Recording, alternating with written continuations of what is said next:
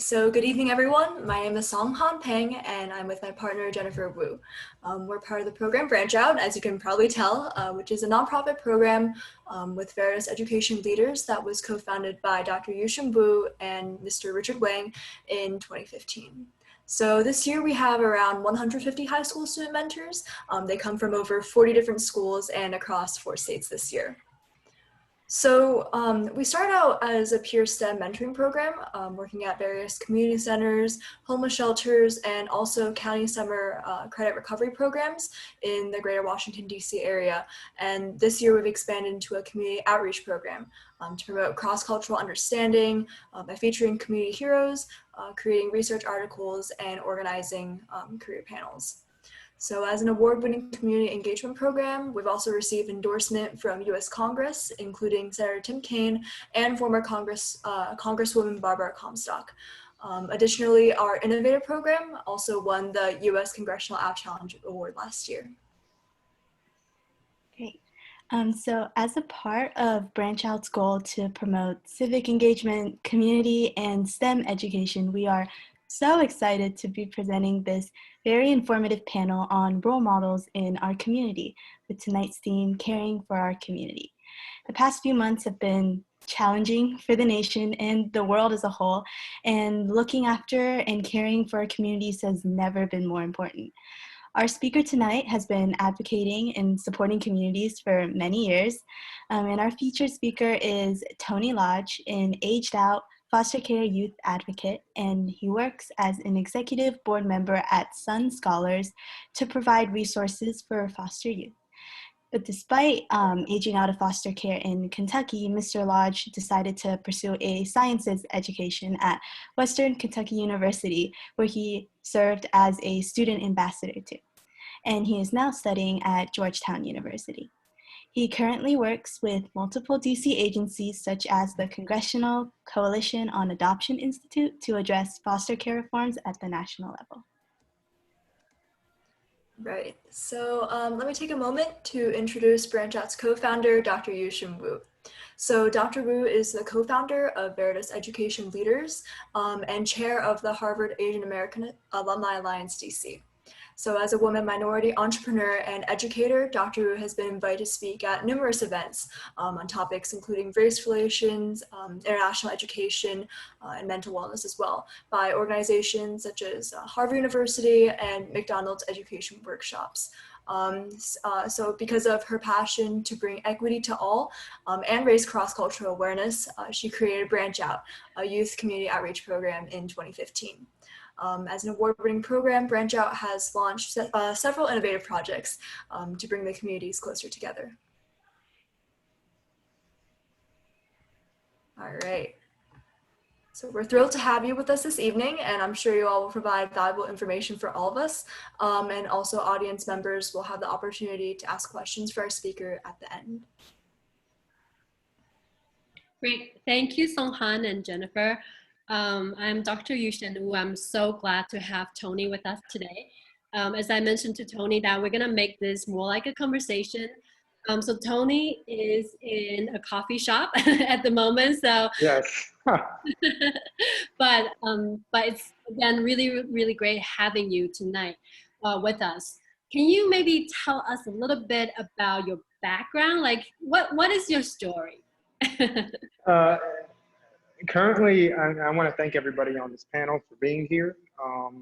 I'm extremely blessed to even be in the midst of ambitious and motivated young people and their kind of their partnerships that they're aligned with. So right now, what I'm doing, I am kind of stabilizing the effects of COVID-19 upon foster youth and adopted youth and aged out youth, along with low-income communities, raising money, continuing to get the resources out there for foster youth to take advantage of during these times. And kind of my story right now is maintaining sanity as everyone is trying to do. My story is very unique, but it's also simple at the same time. It's taking risk and seeing a problem and understanding, seeing a problem and understanding that you have to leap, and you have to be able to say, this problem stinks, but I'm obligated to fix it. My story starts in Kentucky. Growing up, it was always tough. I grew up in the foster care system, but I was adopted when I was small. I had suffered from Bader syndrome, which is sort of a rare disease, but at the same time, I had heart problems. And so I had 2 open heart surgeries. And even with that, it was still the life expectancy. You just didn't know. There were many uncertainties. I was adopted later. Later in my years, I was adopted by an evangelical family. And what a wonderful family it was. But then placed back into foster care, I had gained roots, and this became a struggle, and I was placed in the African American home. And growing up in an evangelical home, there isn't a lot of bless your heart, but I was very much also sheltered at the time in regards to racism, in regards to inequality. And this was in Bowling Green, Kentucky. When I was placed back into foster care, I was I was in the eastern part of Kentucky. It's a little bit rougher down there, but I was with an African American family, and I was able to see a different side of socioeconomics, inequality in America, and kind of the struggle for people of color. And I have been very much shielded all the way up to this point. I think, when I wanted, when I was with my African American family, I had foster brothers, and a lot of people don't know. A lot of foster youth, they come from traumatized situations. They come from situations that they have no control over. Does that mean they're horrible individuals? No. Most foster youth they're not by their own doing, but because parents had failed, or when sometimes they had no place to go. Being an African American and living in an African American home for the first time, and having different sets of foster brothers, and my foster brothers consisted of white, Latino, African American, mixed, and they all came from different cultural backgrounds. You can say the projects, you can say rural America, you can say the old homeboy, country boy. We all were a mix, and it allowed me to be able to draw and be able to connect. It took a while. We all had differences, but our African American family, our parents, they kind of accepted who we were. And we would go to school, and school was always a nightmare for us all, because most foster youth, they don't come from money. There is no money for them. So when you're going to a majority white school, there can be a lot of implications of embarrassment. If you're wearing the same clothes, or if you're, we have a tendency to love luxury brands in America. We love to flash it, and it's in our nature. We like shiny things, basically. But a lot of foster youth don't have that. And they're struggling to fit in. They can, you'll hear a lot about foster youth who, you know, may get in trouble or along these lines. And, you know, you have to remind people he may be doing that because something's not right. Um, uh, for me, growing up, you know, we shopped at a place called Roses, and it was a income type of store. And I don't even know if they're around anymore. But, you know, we didn't have the money to go to the Nike outlet or Abercrombie and Fitch or a Hollister when it was popular. And so this not only gave us a sense of do more with less, but it also gave us a sense of, you know, um, proving something. Because if we didn't have it, it was always, you know, them, us versus them. And we kind of took that approach. All my foster brothers, you know, they were very much, they had came from they had come from rough backgrounds, and a lot rougher than my own. You know, and trying to mesh with them was difficult, but as time went on, there was a trust level. For us African Americans, and, you know, even poor white Americans, going to a upper tier school in the South was very much difficult. And people say, you know, oh, racism wasn't that tough back then. It was really tough. I remember in middle school, I had,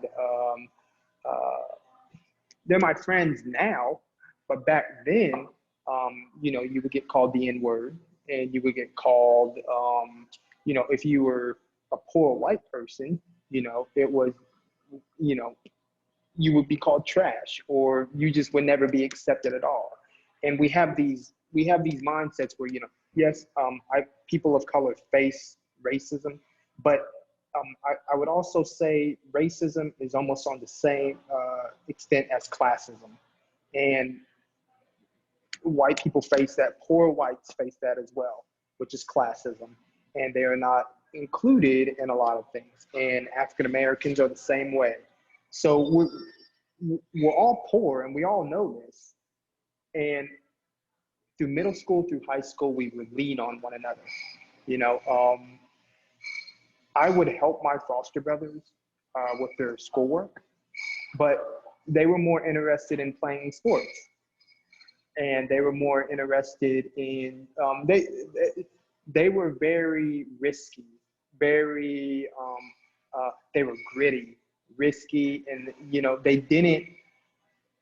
There was always short-term thinking. In my case, because I had an adopted family who, they may not know that they had taught me long-term plans.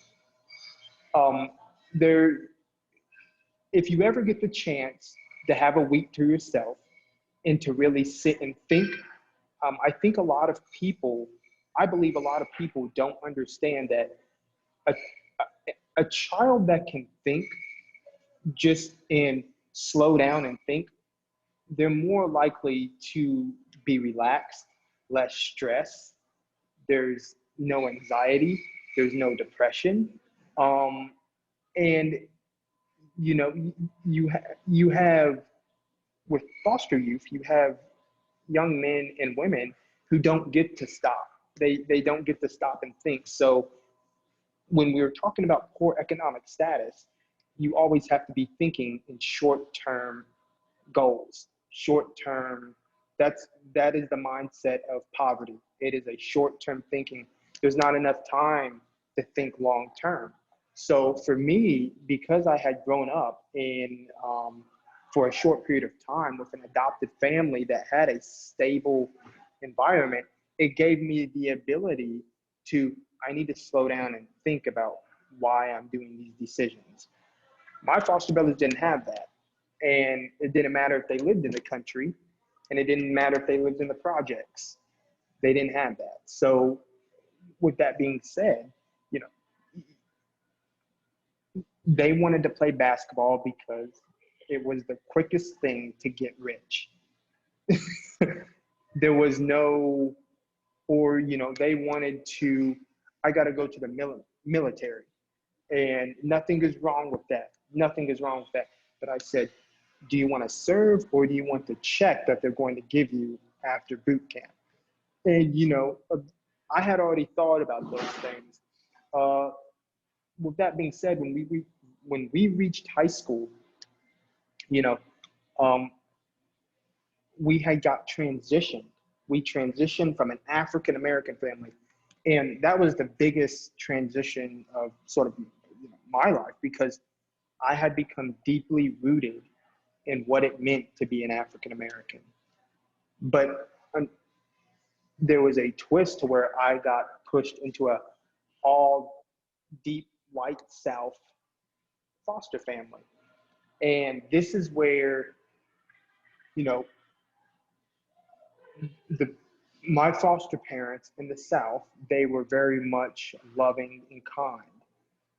And they had the best hearts. But there was also a learning curve for them as well. And that was, you know,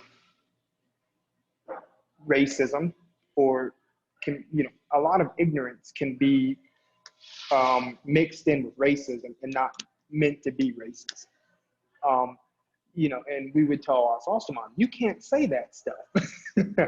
you can't say anything like that. And she I didn't mean it that way. It was a learning curve, but for that, it was deeper in the South, which meant even more.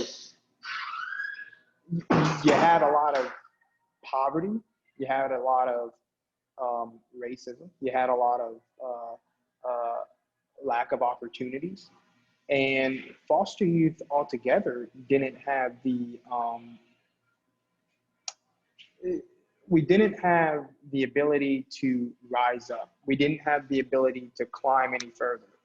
And because of that, a lot of, you know, the opportunities we were searching for, we could not find. Many of our opportunities, we either weren't introduced, or you know, you had to really go searching for it yourself. A lot of my foster brothers, when we had graduated college, and some of them didn't even graduate, some of them dropped out. You know,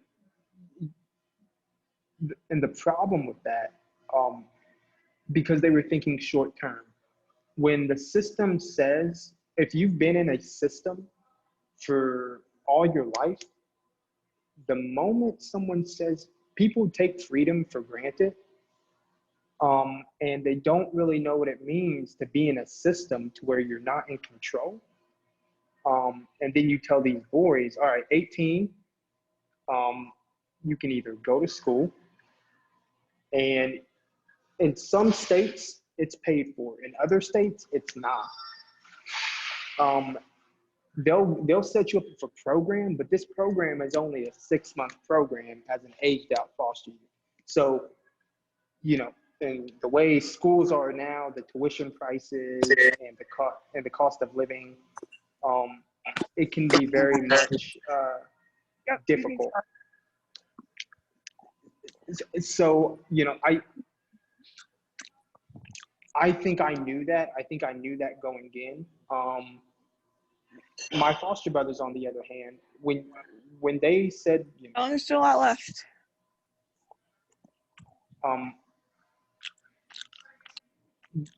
When they wanted to age out, they basically, you know, It's like an interview that they wanted us to go to.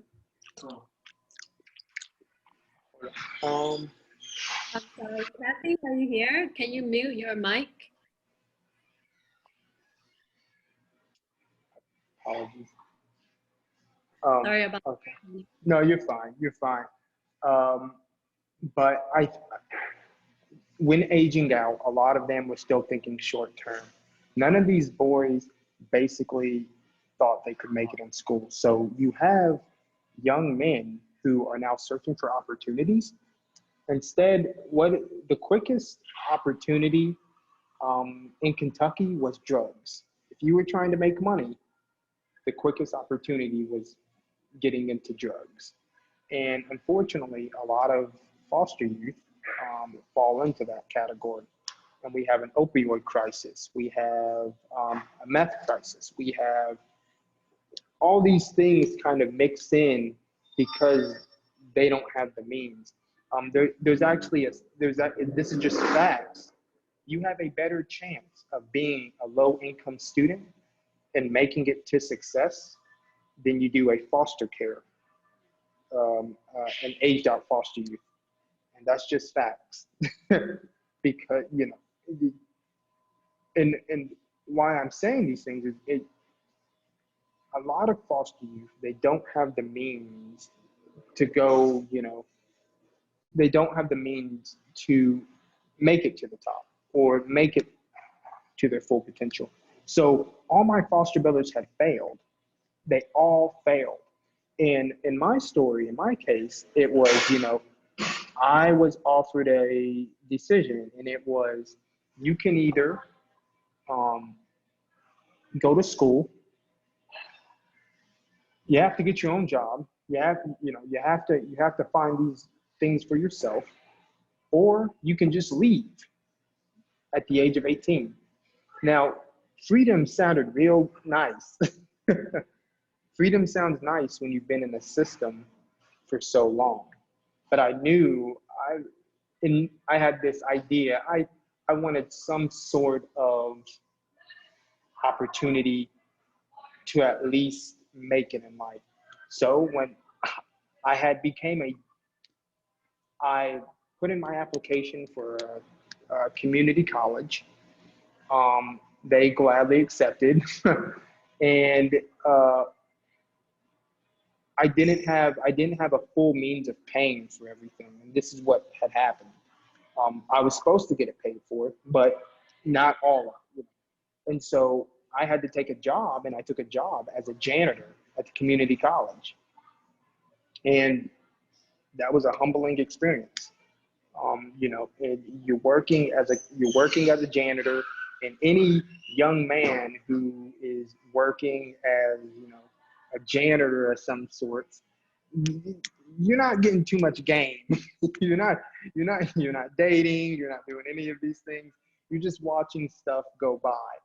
And, but it gave me the means to take classes. Now, I did fantastic at community college. I was on the dean's list, and, I got crap for being a janitor, but I saved up my money for a 1993 Toyota Camry. And that was a proud day. That was a proud day because, I'd been mopping floors for about a year and a half now. And, my foster mom, my foster mom, my white foster mom, she said, you should go to a 4-year university. And I'm like, possibly not going to happen. I got this associates, I can do whatever. And obviously, I had dreams, but, sometimes we daydream. And, and I forgot to mention my dad, my adopted father, had passed away, but he had also had high hopes for me. And, I did that kind of kicked in as well. And, I had talked to some people, and I was like, maybe I'll apply to the school that my adopted father always wanted me to go to. And, I applied to Western Kentucky University. I remember getting my acceptance letter, and, I was so happy. But during that time, my foster brothers, unfortunately, were still doing, not the best things in life. And, they had gotten to drugs, and they went to prison as well. And, but I remember what they would tell me every time I wanted to ride with them, or like, no, you're not allowed to go. And I'm like, why?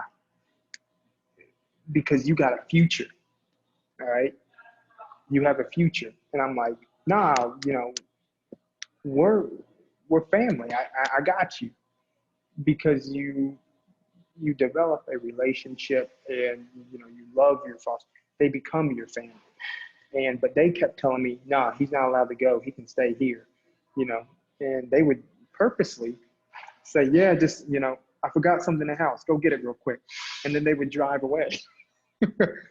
And later on, when was leaving for Western Kentucky University, I went to go visit them in prison. And, you know, my foster brother, he had said, you know, this is why I told you, you ain't never gonna ride with me. And I was like, he's like, you know, you have a future. You can make it. And because one of us has to make it out of the system.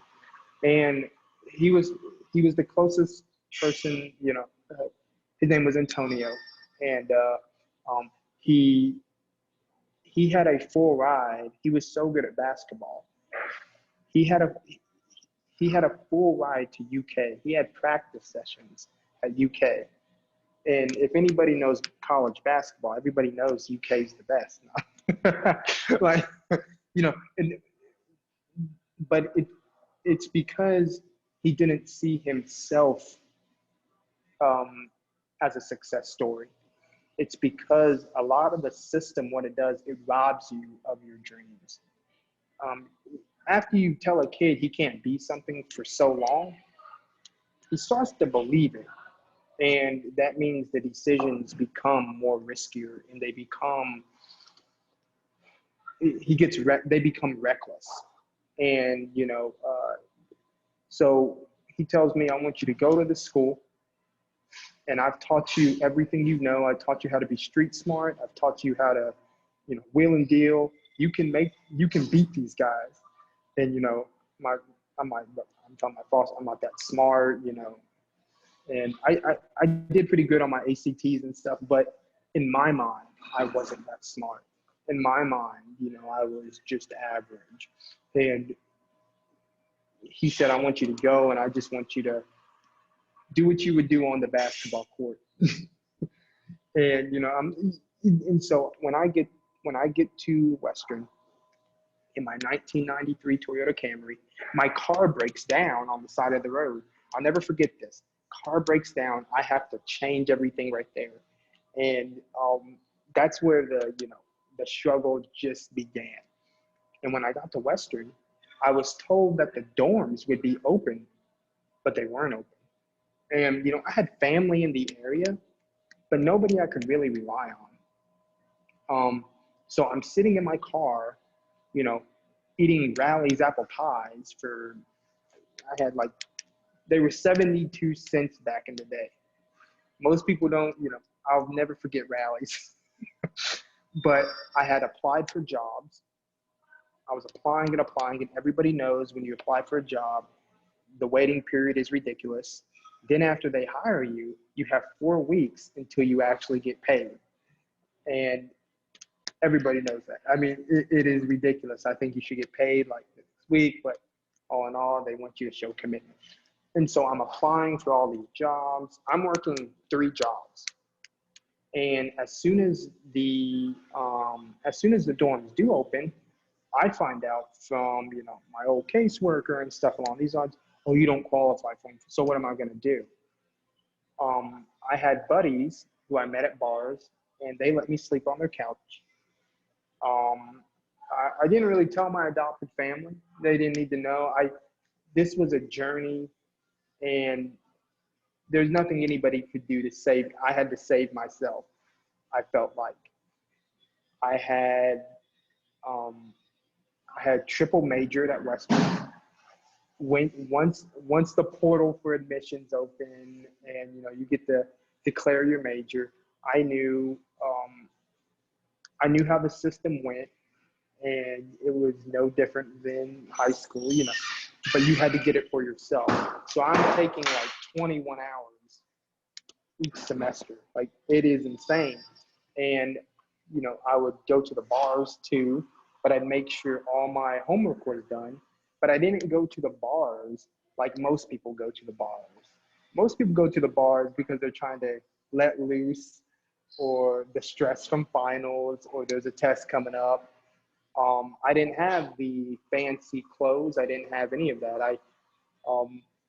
A lot of what I did, I would shop at consignment stores and I'd make them look, you could find a polo or something like that.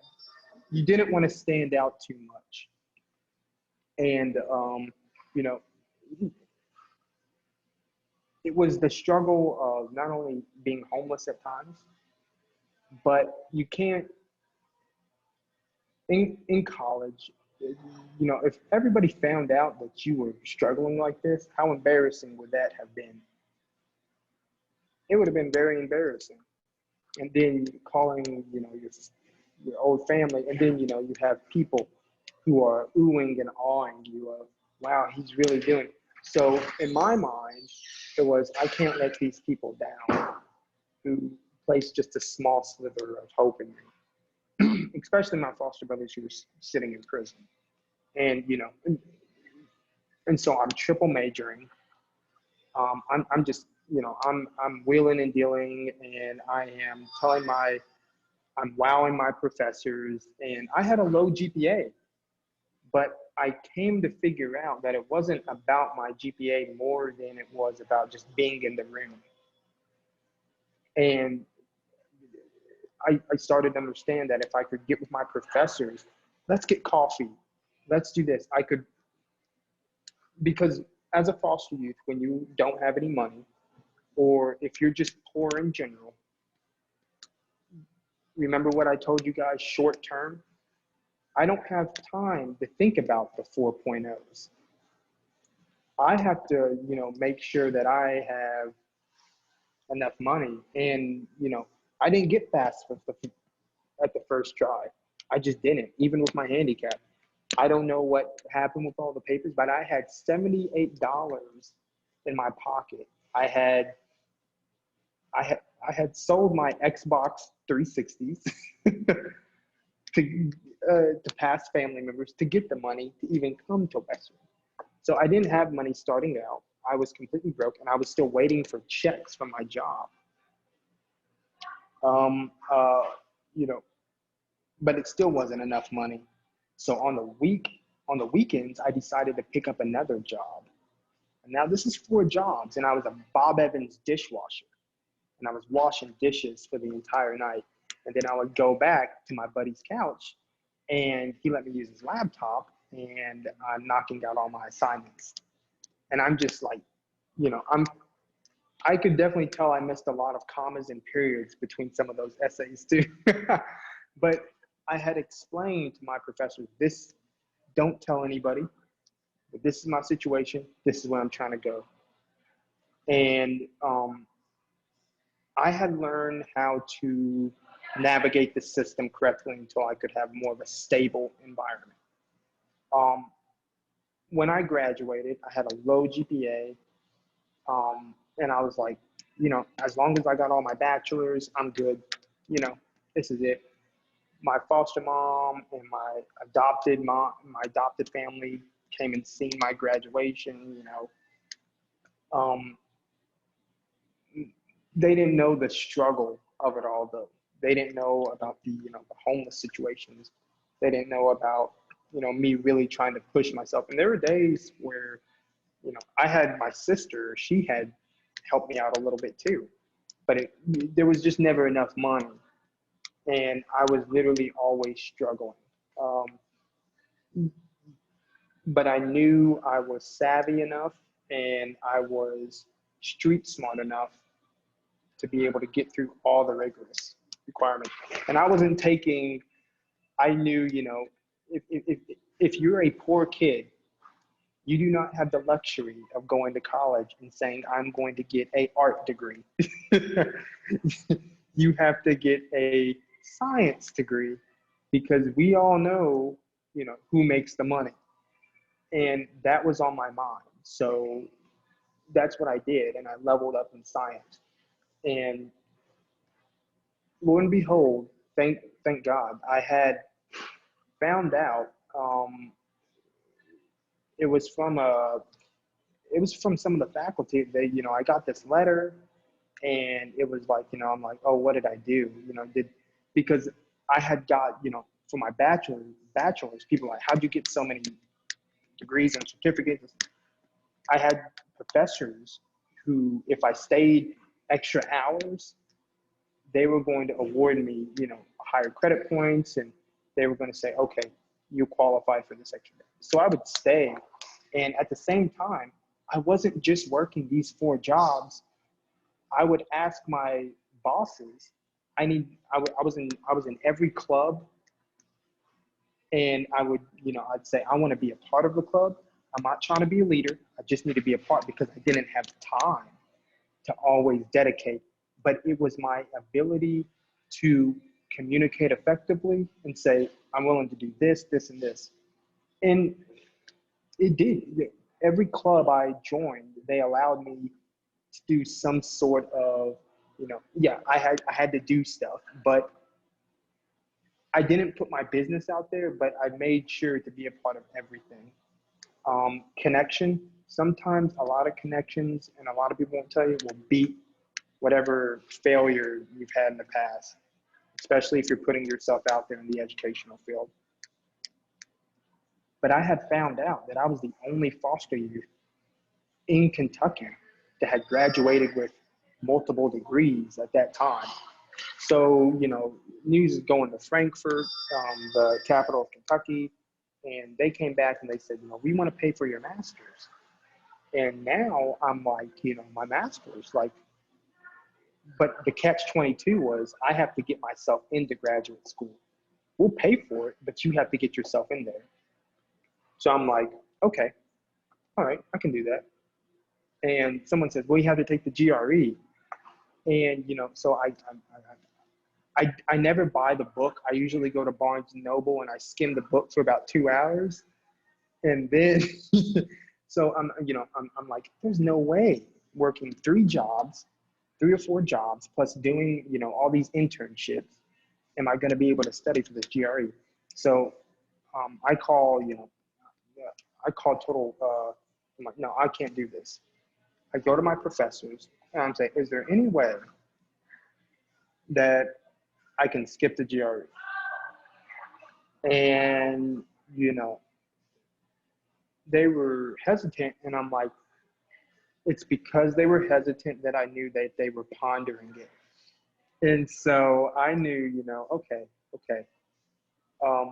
let me do you this one. And I said, I won't just do a master's, I'll do even more than a master's. I'll do certificates and along those lines. Well, the next day he's like, let me think about it. And I always go above and beyond in any position I do, because favors like this, they do happen. And I get an email the next morning saying, all right, we'll waive your GRE. And I'm like, great, when can I start? And so I got into grad school. And not only that, they awarded me a scholarship along with my school getting paid. So now I have, you know, a stable place to stay. I have a car, and I have jobs. And when I finished my master's degree, I graduated magna cum laude. And, you know, they were like, you know, it was way better than a 2.3 GPA. Like,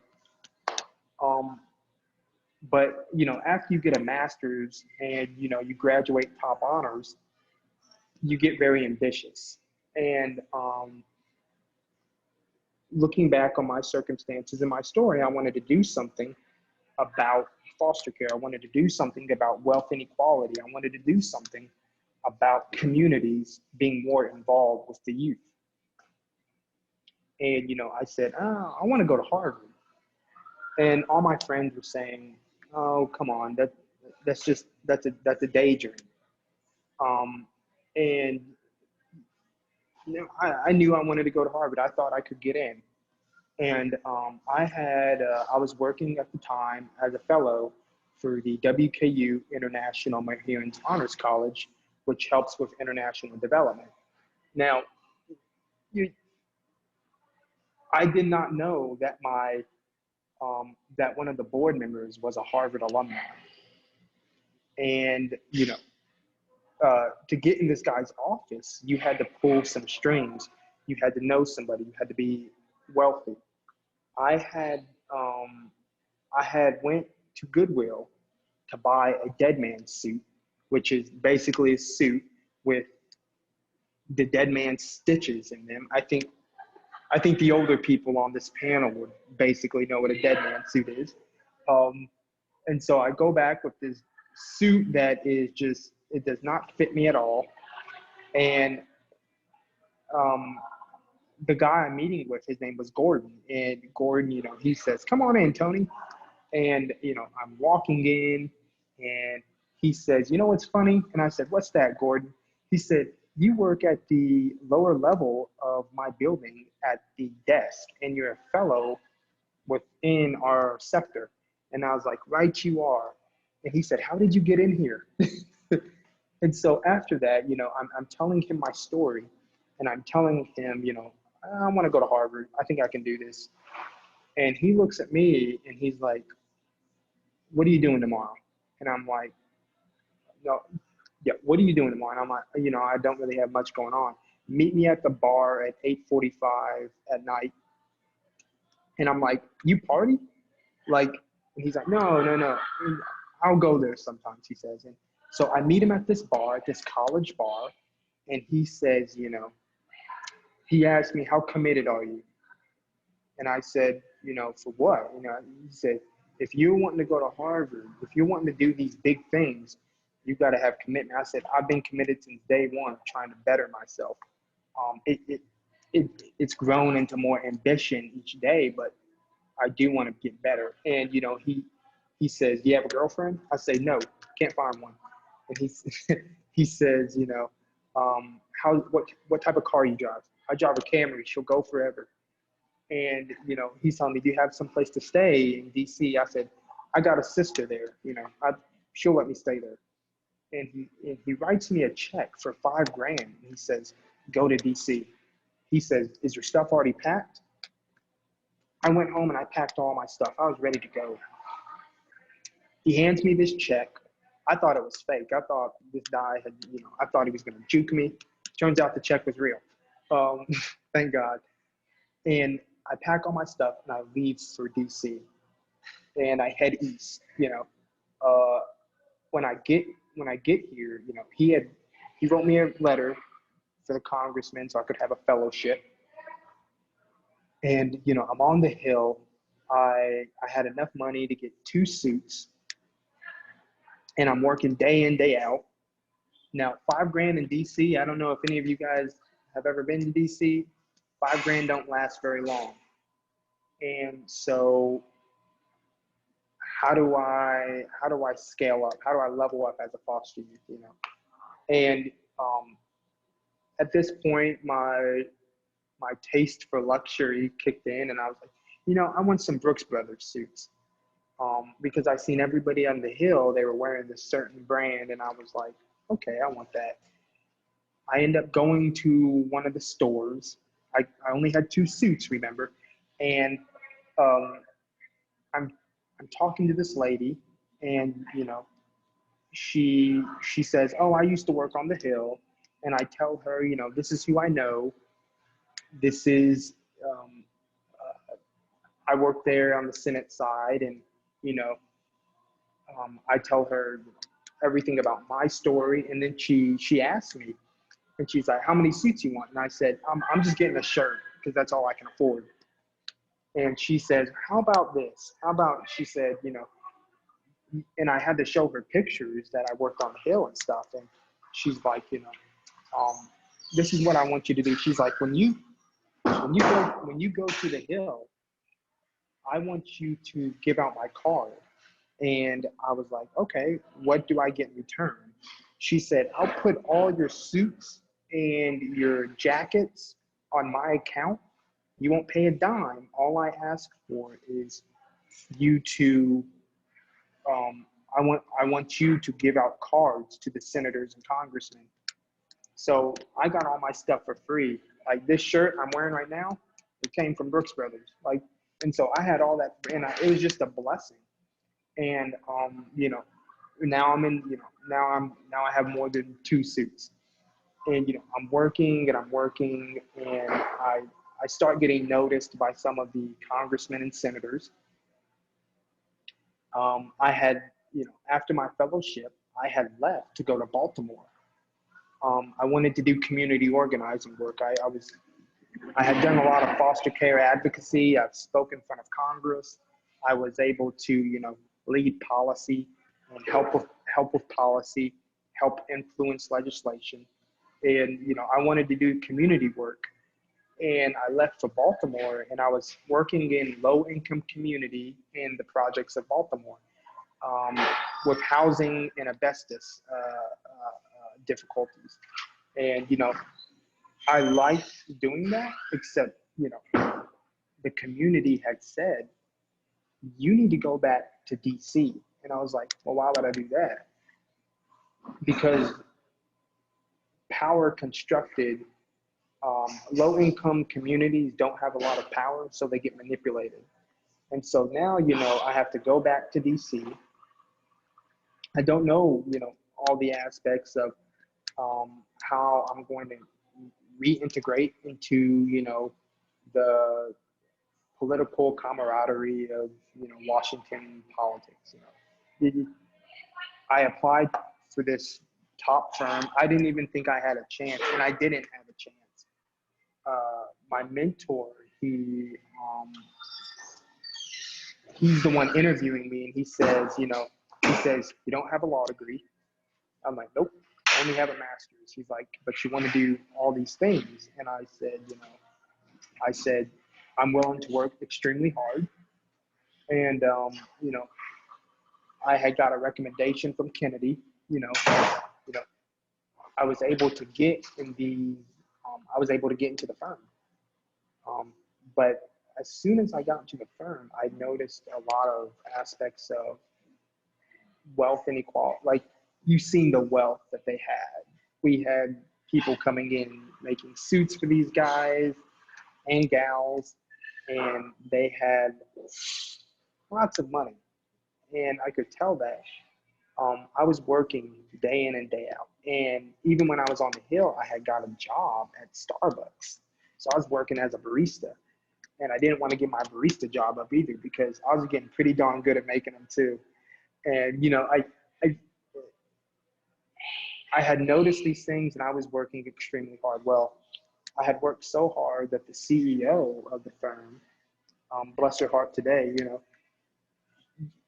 I was writing the reports, and she's like, oh, who's writing these reports?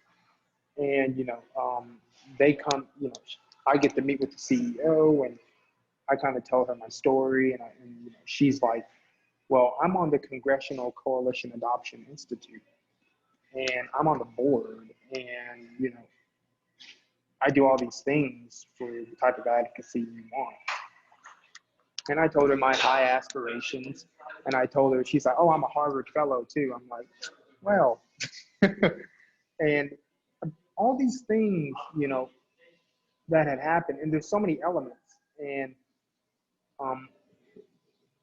even Kennedy, he sent me to Harvard, you know, to sit in on classes. All these, there's so many, because I took a risk, because I was kind of doing the right things, you know, a lot of what had happened, you know, a lot of what did happen, it kind of gave me a sense of purpose. And the CEO, she introduced me to even more members within the DC limelight. And, you know, one was like, you know, I had another mentor. He was like, you know, you should go to Georgetown. And I was like, oh, I can't get into Georgetown. I don't have the money. And he says, oh, don't worry about it. I'll pay for it. And I'm like, so now I'm getting Georgetown paid for, and I'm, you know, leveling up even more, and I'm scaling, you know, my educational attainment at this point is out of the roof. And, you know, then I have mentors saying, we want you to apply to Harvard now. And I'm like, well, I don't know if I'm going to be able to get in, you know, and it's your story that magnifies the application. And a lot of foster youth, they didn't have the opportunity to go the distance. They didn't have the opportunity to get to achieve some of these. So I felt a lot of obligation to, you know, whatever is given, you know, you need to do something about it. You know, there's a great verse in the Bible, Luke 12:48. To whom much is given, much is expected. So, you know, if you get a lot, you need to capitalize on that and then go back and help everybody else. And this is, I guess how I can say this is if you see a system that stinks, then you probably have an obligation to do something about it. And I can't promise everybody that, you know, you'll get just stuff handed to you. You won't. You know, there are a lot of times, even in DC, where I was working as a barista, and I wasn't even living in DC. I don't know if anybody knows how much DC rent is, but it is insanely high.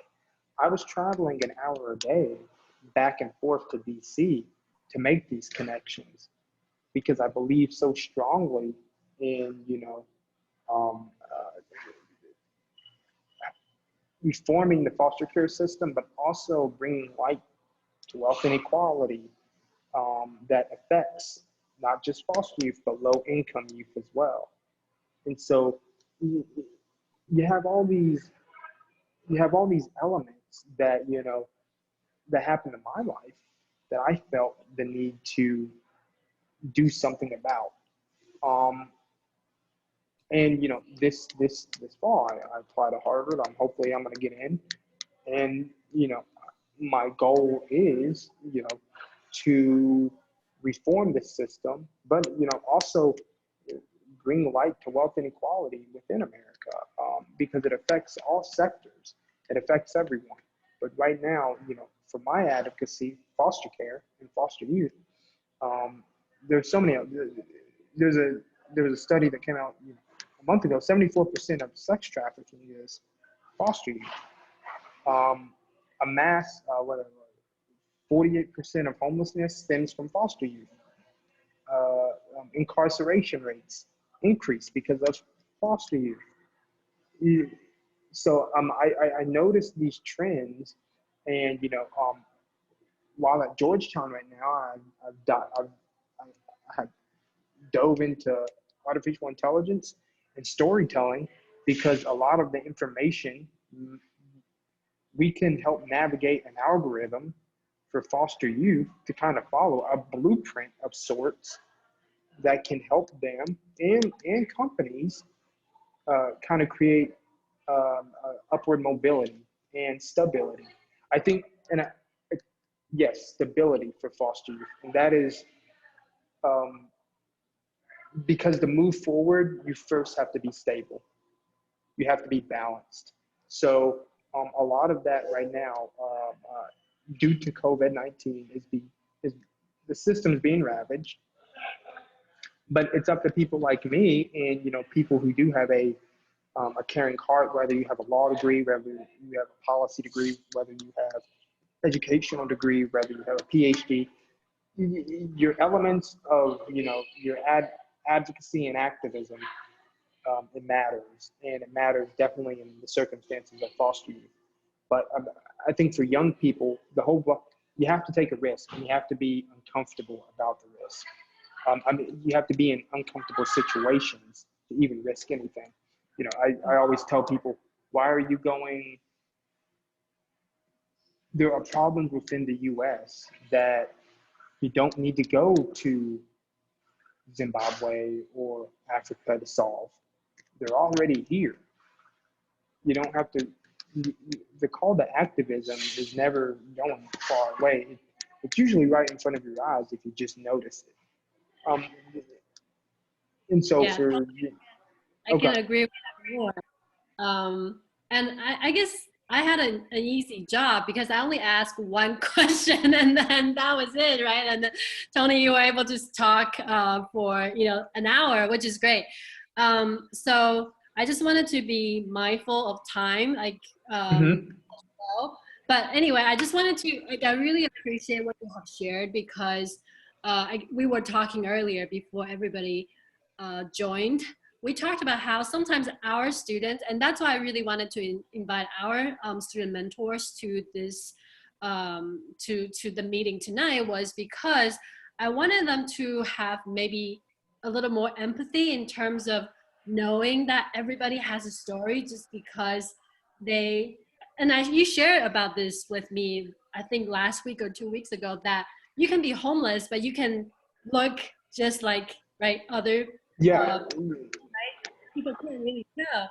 So when we mentor or tutor some of our kids, especially from the community centers, we don't know what their stories are, right? And I still remember one student who got really frustrated with one kid, one of our mentors. He got really frustrated with one kid who was like, math is math, math is easy, why can't you get it, right? So he just, like, there was no empathy or not enough empathy to realize that people learn differently. And you also mentioned this, if you're hungry, right, if you don't know where your next meal is coming from, you're not thinking about your 4.0, right? You're not Yeah. thinking about, like, I need to get my my higher GPA, right? Because you're waiting or fighting for that food shortage, right? So I think there's a lot that you shared tonight.